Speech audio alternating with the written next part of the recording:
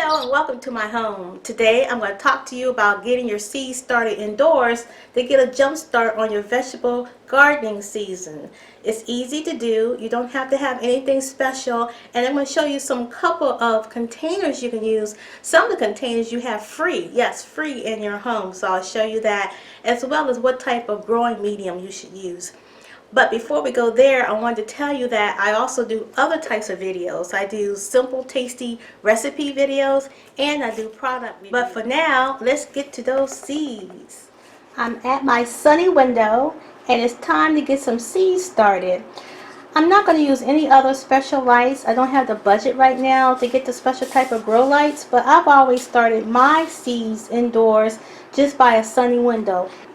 And I've had no problems with germinating seeds here, so I'm going to continue on with that. And I wanted to show you that you can get the seed starter trays that comes with soil. I had that one for a while, so I'm hoping that the soil is still good in that. But you can also just use a regular pot to start your seeds, and you don't have to do anything special. And what I really like is you can recycle some things that you have. For example,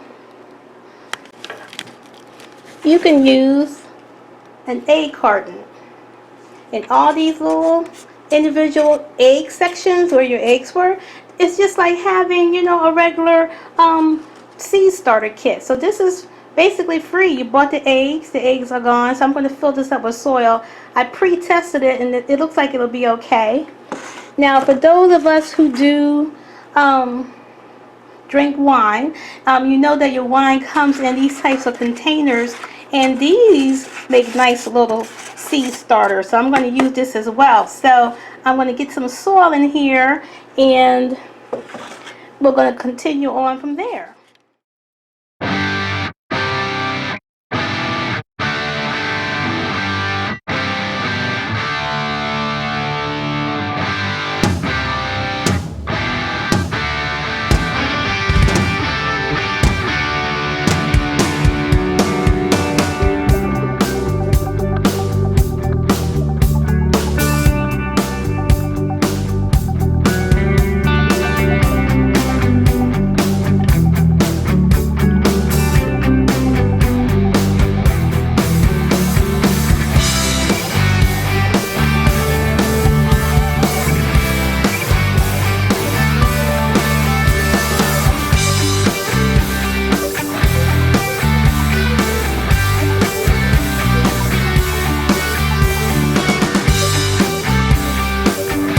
So this pot, I did not fill it up completely with seed starter mix, because that would be a waste of seed starter, because my seeds are not going to live in this pot. So basically from about here down, it's just regular potting soil mix. So about the top 1 inch, 1.5 inches is my seed starter. So that's that. And I finished filling these up with the seed starter mix. And what I'm going to do next is I'm going to water in the soil. I'm going to water these in because there are little air bubbles. Don't worry if it spills over. And this is another thing, you do need a tray, some type of, I'm using the plastic lid from a tote, one of those tote containers, because you want somewhere for the water to go other than on your floors. So I'm watering in the dirt basically right now. And then this will also give a nice moist medium for the seeds to rest in, because sometimes if you don't water the soil first, the seeds will move around and it may move out of place, and then you've lost that seed. The soil has absorbed the water that I poured in there, so it's just nice and moist right now in the medium. I've already planted the cucumber seeds. This whole row is going to be cucumber, this is going to be lettuce, and this is going to be spinach. So let me get to planting. Now that's the lettuce seeds, and of course it has instructions on the back, and it talks about the growing tips and when to grow them, so I'm paying attention to that. And it said the seeds are really small, so they need to be planted only about up to 1/4 inch deep. They're very, very tiny. So you're just going to make a a little indentation.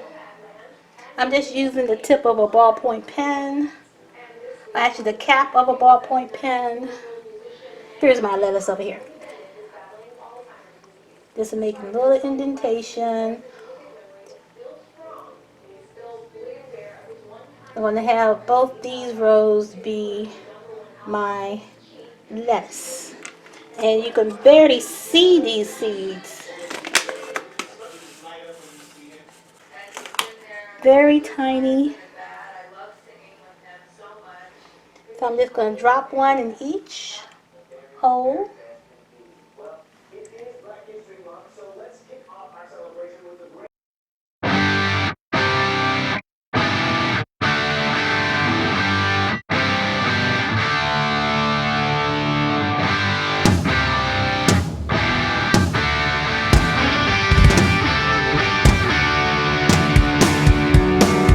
And once I do that,